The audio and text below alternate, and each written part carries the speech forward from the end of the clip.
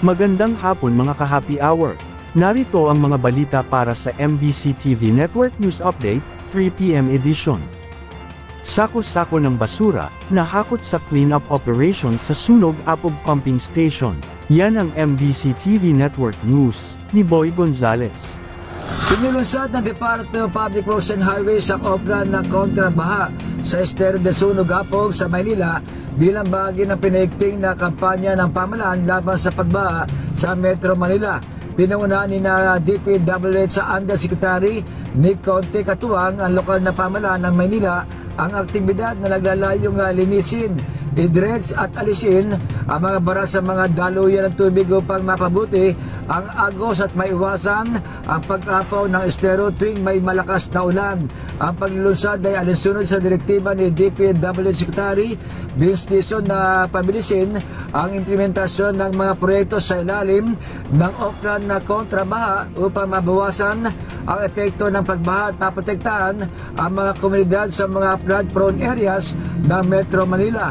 Ayon sa DPWH, ang mga okran na kontrabaha ay kabahagi ng malawak na flood control and drainage improvement program na ipinatutupad sa iba't ibang estero at ilog sa Kalakang, Maynila upang mapangalagaan ang kaligtasan at kapakanan ng mga residente lalo na sa mga mababang lugar. Sa sinagawang clean-up operation sa paligid ng Sunog Apog Pumping Station sa Gagalingin Tondo, aabot sa halos 30 sako ng basura ang nahakot bilang bahagi ng paglilinis at dredging activities.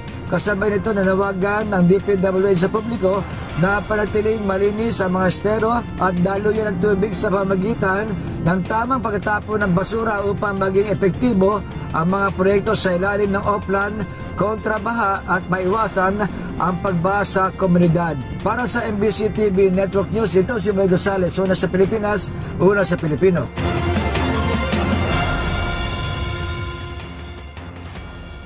Samantala, pulis na napatay matapos mang-hold up sa Bulacan, baon umano sa utang.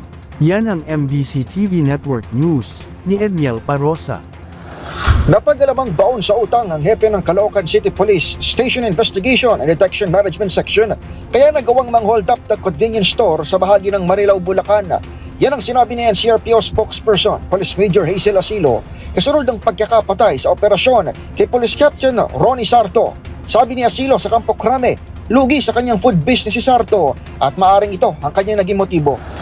Possibly yung kanyang, kasi meron silang, based sa ating investigation, meron silang previous na business na nalugi nung time ng pandemic. So, yun yung possible na reason kung bakit nagkaroon siya ng pagkakikit sa pera. Anong negosyo? Food business. At may RTW business din silang mag-asawa.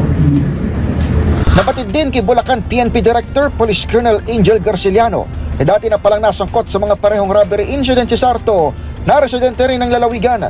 Gabi ng Nobyembre 10 nang mapatay ang suspect makarang maui sa enkwentro ang pag-responde ng kanyang mga kabaro. Itinanggi naman ni Garciliano ang anggulong mistaken identity at iginiit na nasukol nila ang kapwa polis batay sa mga ebidensya at testimonya ng kanyang mga naging biktima.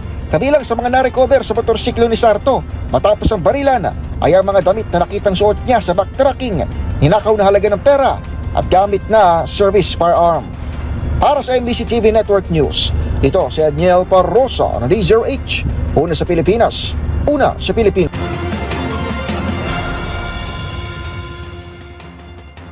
Sa iba pang balita, pag-angkat ng luxury cars ng Diskaya couple, may elaborate scheme, ayon sa BOC. Inihayag ng Bureau of Customs na ginamit ang isang elaborate method of cheating the government sa pag-angkat ng ilang luxury cars ng contractors na sina Sara at Curly Diskaya, na sangkot sa flood control controversy.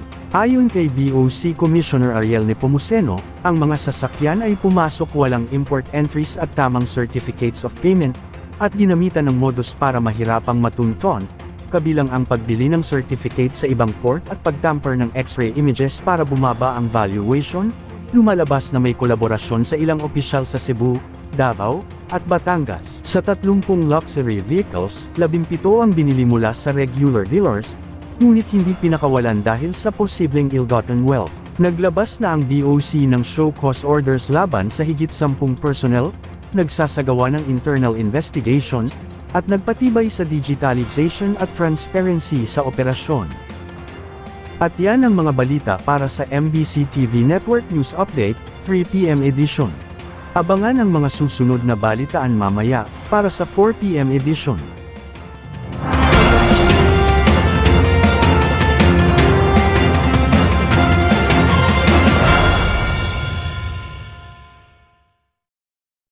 Mga ka-happy hour, kung gusto mong manood ang mga balita sa MBC TV Network News Update, mag-subscribe sa aming YouTube channel, i-like ang aming Facebook page, at i-follow sa aming TikTok account.